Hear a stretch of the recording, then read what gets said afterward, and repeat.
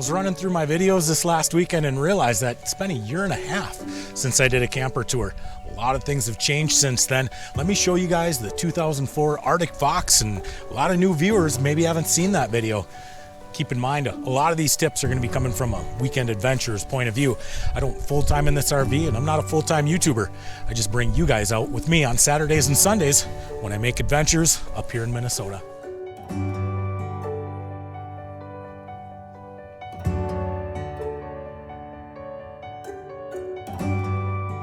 First, on the outside, let's talk about the power. Usually Thursday nights I get home from work, I plug in the shore power just to make sure that the camper's batteries are ready for the weekend. And as far as batteries go, I'm running these Gel Marine RV batteries. I did an install video for you guys showing how I took the tray out and installed this larger group size battery. I've had a lot of people over the last year ask me why I don't have a big solar bank on the roof and I'm not using lithium. It's a really good question because I would absolutely love to, but I have to remind myself that if I was going to spend that kind of money, I'd have to pick up overtime shifts on the weekend. Plus, I'm only in here for a night or two a week. I can't afford to put that kind of investment into this camper. I charge the camper batteries one of four ways. We have the small factory solar panel up top, shore power generators, or the alternators. I have a 2-aught wire that runs from this tap by the fuse block over to a secondary fuse, up to a solenoid that is controlled by the headlights of the truck. From there, runs down all the way to the camper.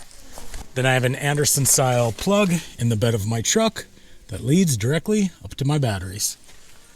Up inside the battery box, it's fused again, and I also have a ground wire, leads all the way to the engine block. Holy, it sounds like a group of angry wasps coming to get me. I've got 2 generators on the truck, the factory Onan, and also this 3500 watt Predator from Harbor Freight. The nice thing about the Predator generator is it runs everything in the camper without a problem. It is super quiet. It's unfortunate that the factory mounted Onan, this will wake up the dead and rattle the teeth out of your head. I've been thinking about taking that Onan generator out of there, creating some extra space. The truth is I don't use it that often. It's just way too loud. The front mounted receiver, it's from E-Trailers, and the basket's from Harbor Freight.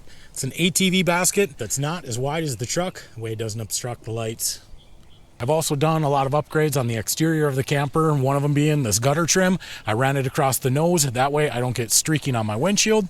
I've also run this gutter along different seams on the camper, around the doors and the windows. This table is something that I installed in one of my videos in the past, and I'll tell you what, this has really come in handy.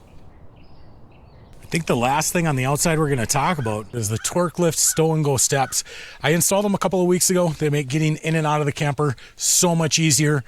My only regret is that I didn't install them a long time ago.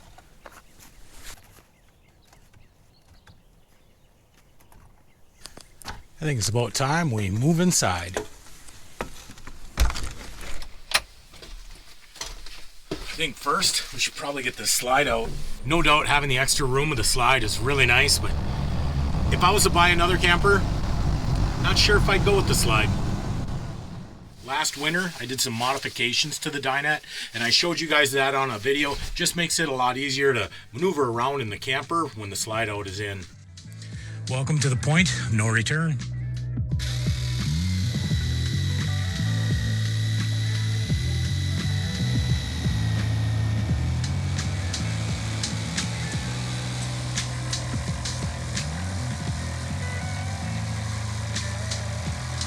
So let's get our first before and after look of what we've accomplished. Well, I think this made quite a bit of a difference. Walking in, having full access from the door, this will be great. I was thinking one of the things that I've never done is just showing you guys around my camper. Let's take a look at it. The bathroom in the wintertime is used for storage. It's also where I dry off all my clothes when I go out on hikes, put my wet boots in here. All the water goes right down the drain. I've taken hundreds of showers in here, and this medicine cabinet door completely rotted off. So I replaced this a few videos back. I'll give you a tip though. If you do put your boots in there, you get a lot of water and snow melt going down your drain.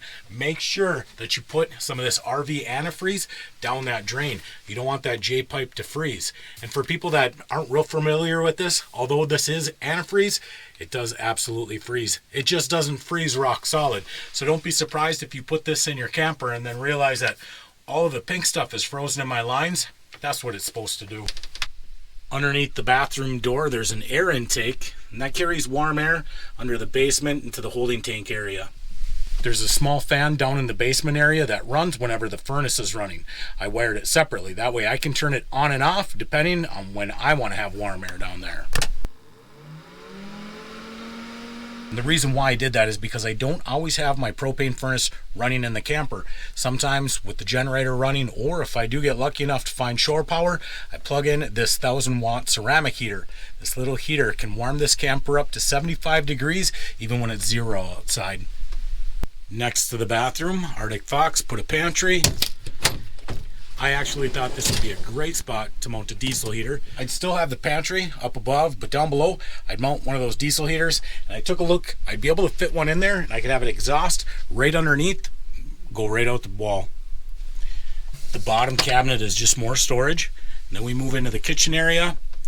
I put some sticky tiles just to make it look good. I trimmed that tile area with some oak just to match the rest of the cabinets. I also mounted this magnet strip. I've never had anything fall off while driving down the road. I've heard people talk about their ovens and how they don't like them. I'll tell you, I love mine. I'll put a hot dish in the oven while I go out on a hike, come back, the camper's nice and warm. It smells awesome in here. Or cinnamon rolls for breakfast. I love the oven. I don't think I would ever have a camper without an oven. The stovetop is just a Camco unit. It has these rubber feet on it, so it never moves. I don't use the microwave often, but I can give you a good example of when I would. Say it's summertime, I don't want to put a kettle of water on the stove to heat it up. Mandy wants to have a tea, I'll just put it in the microwave quick. Another thing I use it for is storage. It's a great place to keep bread and chips. I've had mice in the camper before. Nothing worse than getting out the bread bag to find out that a mouse got into it. Up in that microwave, they're never going to get in there. To the right of the microwave, we've got the voltage controller, tank level indicators, generator starter, radio. Very rarely do I ever use the radio. On the ceiling, we got that Winegard antenna that was installed by the factory. I put a cell phone booster up there, did a whole install video on it. That cell phone booster comes in really handy.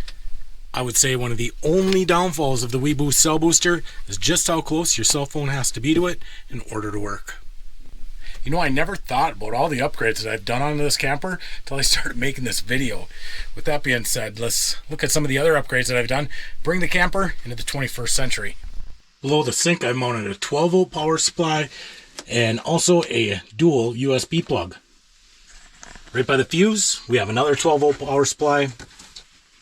And then under the bed, there's a triple USB plug. Those USB plugs were super simple to install. Of course, you know I did an install video on those as well. If you have an older camper like I do, I definitely suggest adding a few USB plugs. So this week, in one of my last videos, I was mentioning how I turned my converter on and off by a switch down by the sink. I had a viewer asking me about that. Let me show you what I got going on there. This is where Arctic Fox had the switch mounted to turn the water heater on and off. Well, I just added a second switch. And what this does is this turns my battery charger on and off. The reason why I'd want to turn the converter off is because I have a 3000 watt inverter under the sink and I can turn that on. When that's on, we want the battery charging capabilities turned off. That way my batteries are not trying to charge themselves, being in a constant loop. So if my converter is off, my inverter's turned on.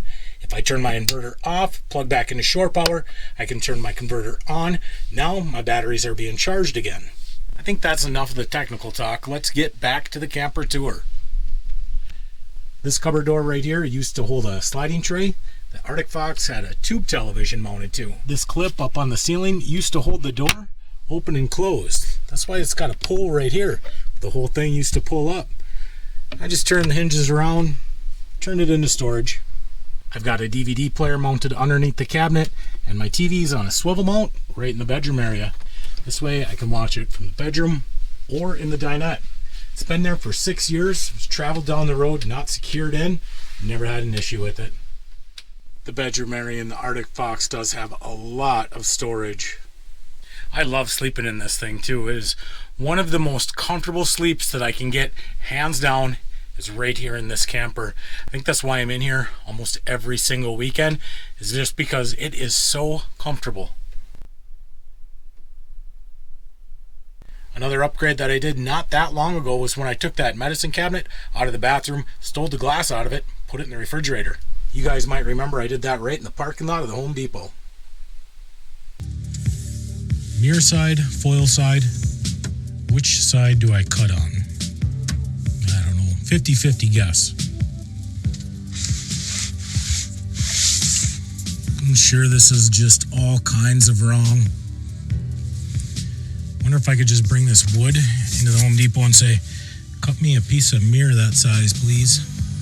Okay, let's first try it, but you know what? We're just gonna do it a little bit differently, because if I try marking it like I did, you know, it's gonna be too big. So we're just gonna use this as a straight edge. This is the way I've done stuff my whole life. And 50% of the time it works.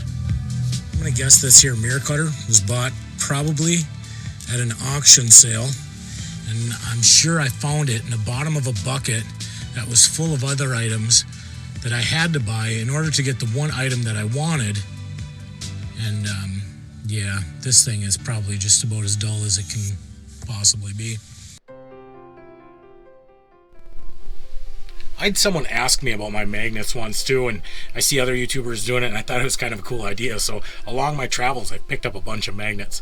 The metal on the refrigerator is just from Tractor Supply. I glued it right to the door of the refrigerator. Works just fine. I cannot believe how time is flying. This video is taking me way too long to make. I gotta get to bed, so I gotta be up for work in the morning. There was a couple of things though that I didn't get to go over. The sink faucet install, I got a video on that. And we never talked about our radios, the security system, or that power supply, which is absolute garbage. I bought this glorified cell phone charger at Walmart. It was on sale during Christmas. I should have known it was too good to be true. Unfortunately, my laptop will draw that thing down from 100% down to 0 in about 15-20 minutes. One day I'm gonna get a good power supply, and I can't afford to go out and buy a Jackery. But one day I'm gonna find the power station that's gonna fit my needs. When I do, I'll let you guys know. I think that's it though. I've talked enough. We're gonna wrap this up. I'll see you guys again next week. You've spent pretty much the whole weekend with me again. That's long enough. We'll see you guys again next Tuesday. But until then, be kind, be honest. We'll see you down the road.